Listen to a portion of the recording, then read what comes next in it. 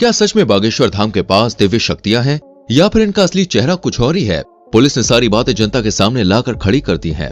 दोस्तों, आजकल यूट्यूब पर फिल्मी हीरो हीरोइन कम और हमारे बागेश्वर बाबा कुछ ज्यादा ही ट्रेंड कर रहे हैं। आए दिन इनकी कोई न कोई वीडियो वायरल होती है। ऐसे में इतने कम समय में बागेश्वर बाबा ने इतनी ज्यादा प्रसिद्धि कैसे हासिल करी और इनकी शक्तियों की क्या सच्चाई है? क्या वाकई में इनके अंदर शक्तियां हैं या ये सब कुछ पाखंड है? आइए जानते हैं। दोस्तों, हमारे देश में बाबा, संत, महात्मा जैसे लोग बहुत सारे आए हैं। कोई अपने प्रवचन से लोगों को अपना भक्त बनाता है तो कुछ लोग नाच गाना करके लोगों को आकर्षित करते हैं और कुछ बाबा तो ऐसे हैं जो अपने भक्तों को गुलाब जामुन और समोसा खाने की सलाह देते हैं। खैर दोस्तों, इस तरह के ज्यादातर बाबा आज खुद जेल की हवा खा रहे हैं, लेकिन एक जनाब ऐसे हैं जो छाती ठोककर सच्चे दिल से लोगों की सेवा करने में लगे हुए हैं। इनके दरबार में जो कोई भी जाता है ये उसके मन की बात पहले ही जान लेते हैं। हम बात कर रहे हैं यहाँ पर श्री बालाजी बागेश्वर महाराज की, जिनकी चर्चाएं केवल देश में ही नहीं बल्कि विदेशों तक फैली हुई है। भारत के अलावा भी बागेश्वर बाबा ने विदेशों में अपना दरबार सजाया हुआ है। बागेश्वर बाबा जब अपने कड़क अंदाज में बोलना शुरू करते हैं तो भक्त अपने आप ही आस्था में लीन हो जाते हैं। कुछ लोग रोना पीटना भी शुरू कर देते हैं। लेकिन इन सब चीजों के पीछे की असली सच्चाई क्या है और क्यों लोग बागेश्वर बाबा के सामने आते ही सब कुछ भूल जाते हैं? आइए बात करते हैं इस बारे में। सबसे पहले तो आपको बता दें कि बागेश्वर धाम सरकार का असली नाम धीरेन्द्र कृष्ण शास्त्री है। इनका जन्म शरदपुर के छोटे से गांव गढ़ा में हुआ था। इनका जन्म बहुत ही गरीब ब्राह्मण परिवार में हुआ था, लेकिन गरीबी के आलम में अपना बचपन गुजारने के बावजूद आज धीरेन्द्र कृष्ण स्वामी बड़े बड़े अरबपतियों को भी अपने दरबार में झुकाने की शक्ति रखते हैं। कहा जाता है कि धीरेन्द्र कृष्ण स्वामी हनुमान जी के परम भक्त हैं और 12 साल की छोटी सी उम्र से ही इन्होंने बालाजी यानी कि हनुमान जी की सेवा शुरू कर दी थी।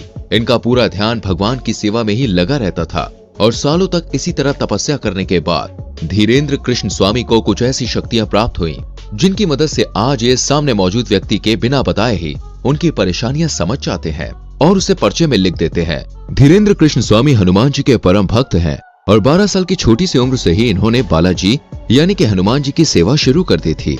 इनका पूरा ध्यान भगवान की सेवा में ही लगा रहता था और सालों तक इसी तरह तपस्या करने के बाद धीरेन्द्र कृष्ण स्वामी को कुछ ऐसी शक्तियां प्राप्त हुई जिनकी मदद से आज ये सामने मौजूद व्यक्ति के बिना बताए ही उसकी परेशानियां समझ जाते हैं और उसे पर्चे में लिख देते हैं। बागेश्वर बाबा ये तक समझ जाते हैं कि आप सच कह रहे हैं या नहीं।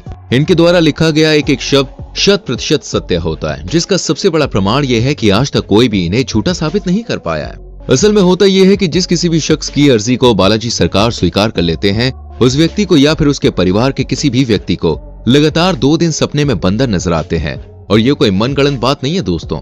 जितने भी लोगों की अर्जियां लगी हैं उन्होंने खुद इस बात को स्वीकार किया है। हालांकि फिर भी मीडिया वालों को कहां लोगों की बात पर विश्वास होता है, वो तो खुद अपनी आंखों से सब देखना चाहते हैं। इसी चक्कर में कई सारे मीडिया हाउस बागेश्वर बाबा के भक्त बनकर भीड़ में इकट्ठा हो जाते हैं, ये देखने के लिए कि आखिर इनके दरबार में होता क्या है। लेकिन जब मीडिया वाले दरबार में गए तो ये देखकर हक्के बक्के रह गए कि बागेश्वर बाबा ने उन्हें पहचान लिया था और उनकी पोल लोगों के सामने खोल दी। इस पूरे इंसिडेंट को देखने के बाद मीडिया वाले भी बालाजी सरकार के सामने नतमस्तक हो गए। जैसे ही ये बात लोगों के सामने आई, हर कोई ये देखकर दंग रह गया कि कैसे एक जवान बाबा ने बड़े बड़े संत महात्माओं के कान काट रखे हैं। धीरेन्द्र कृष्ण शास्त्री कहते हैं कि उन्होंने बालाजी महाराज की मदद से अब तक लाखों लोगों की जिंदगी संवारी है। बागेश्वर धाम सरकार की कृपा अपरंपार है, तभी तो जो कोई भी इनके दरबार में जाता है वो कभी भी खाली हाथ नहीं लौटता। सच्चे दिल से मांगी गई दुआ को बालाजी सरकार जरूर पूरा करते हैं, इसलिए तो उनके दरबार में भक्तों का तांता लगा रहता है।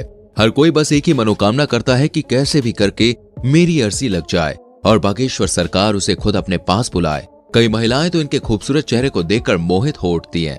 अब इनकी जगह कोई दूसरा बाबा होता तो वो इस बात का जरूर फायदा उठाता, लेकिन बागेश्वर महाराज ऐसे नहीं है। उन्होंने हजारों लोग के सामने इस तरह की महिलाओं को अपनी माता और बेटी कहकर सम्मानित किया है।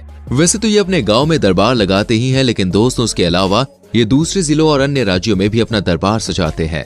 ऐसी स्थिति में वहां भी बड़े बड़े मीडिया कर्मी और पत्रकार बागेश्वर सरकार की परीक्षा लेने की कोशिश करते हैं।